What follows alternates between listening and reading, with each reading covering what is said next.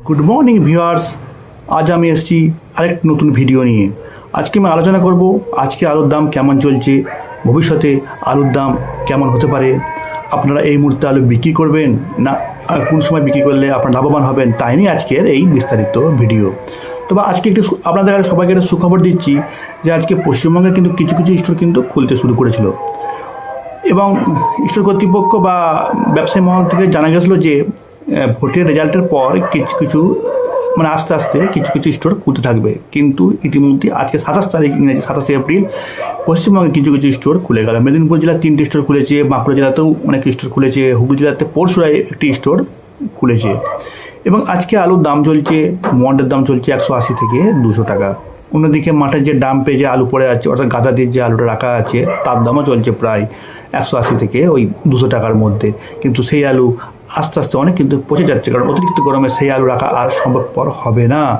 তাই আপনাদের সবাইকে বলছি যে মানে আগামীকাল থেকে হয়তো বৃষ্টি হবে, তাই যাদের মধ্যে মাঠের মধ্যে গাদা দিয়ে আলু রাখা আছে তারা অবশ্যই সেই আলুটা বিক্রি করে দেওয়ার চেষ্টা করুন, নাহলে কিন্তু সেই আলু যেটুকু আলু পেতেন সেইটুকু আলু পাবেন না। প্রশ্ন হচ্ছে যে আলুর দাম মানে এই মুহূর্তে বাড়বে কিনা। তবে আগামী 5 থেকে 7 দিন কিন্তু আলুর দাম বাড়বে না। আগামী 5 থেকে 7 দিন অর্থাৎ ভোটের রেজাল্টের পরে কিন্তু আলুর দাম কিছুটা হলেও বাড়তে পারে। অর্থাৎ কেননা এই মুহূর্তে মাঠে যে আলুটা রাখা আছে অর্থাৎ গাদা দিয়ে যে আলুটা রাখা আছে সেটা আশা করা যাচ্ছে যে 5 থেকে 7 দিনের মধ্যে খালি হয়ে যাবে। অর্থাৎ পশ্চিমবাংলায় যে স্টোরের বাইরে যে আলুটা রাখা ছিল সেই আলুটা খালি হয়ে যাবে। এবার যেটুকু আলু আছে সেটুকু হচ্ছে ওই স্টোরে বলে রাখছি, স্টোরে এবারে কিন্তু বেশিরভাগ আলু আছে চাষিরা কিন্তু প্রথম দিকে সে আলু বিক্রি করতে চাইবে না ভালো দাম না পেলে, সেই সূত্রে কিন্তু প্রথম দিকে একটু আলুর দাম থাকবে। তারপর আশা করা যাচ্ছে যে আগস্ট মাস থেকে কিন্তু আলুর দাম একটু বাড়তে পারে।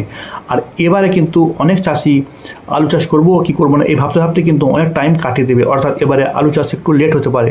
সেই জন্য আপনারা চাষিরা যারা আলু স্টোরে রেখেছেন তারা একটু ভেবেচিন্তে আলুটা বিক্রি করবে, কারণ সমগ্র সময়টা ধরে কোনো না কোনো সময় কিন্তু আলুর দাম একটুখানি হলেও বাড়বে, মানে বাড়া কমা চলবে। আপনারা স্টোরে অথবা ব্যবসায়ী মহলের সাথে নিয়মিত যোগাযোগ রাখবেন যে কোন সময়টায় আপনারা আলু বাড়ছে, এবং শেষের দিকে কিন্তু আলুর দাম কি মানে বাড়বে বলেই মনে করা হচ্ছে। তবে চৌঠামের পর যে সরকারই আসুক সেই সরকারকে আমরা ব্যবসায়ী মহল থেকে আমাদের মানে একটা রিকোয়েস্ট রইল যে না আলু যেন বাইরে যায়, মানে পশ্চিমবঙ্গের বাইরে যেন এই আলু আমরা মানে রপ্তানি করতে পারি, নাহলে কিন্তু আলুর দাম কিন্তু অন্যান্য বিগত কয়েক বছর যেভাবে লোকসানে চলছিল সেই লোকসানে কিন্তু হতে পারে। আরেকটা কথা বলে রাখি, এই মুহূর্তে কিন্তু বাইরে কিন্তু মানে পশ্চিমের বাইরে কিন্তু আলুর দাম কিন্তু অনেকখানি আস্তে আস্তে বাড়ছে, সেই তুলনায় পশ্চিমবঙ্গের দামটা একটু কম আছে। তাই আশা করা যাচ্ছে যদি ভোটের পর স্টোর খোলে আর এই আলুটা শেষ হয়ে যায় তাহলে আশা করা যাচ্ছে যে পশ্চিমবঙ্গের আলুই মানে বাড়বে, আলুর দাম বাড়বে। যাই হোক, এবারে কিন্তু হুগলি বলুন বর্ধমান বলুন সব স্টোর কিন্তু পরিপূর্ণভাবে ভর্তি হয়নি।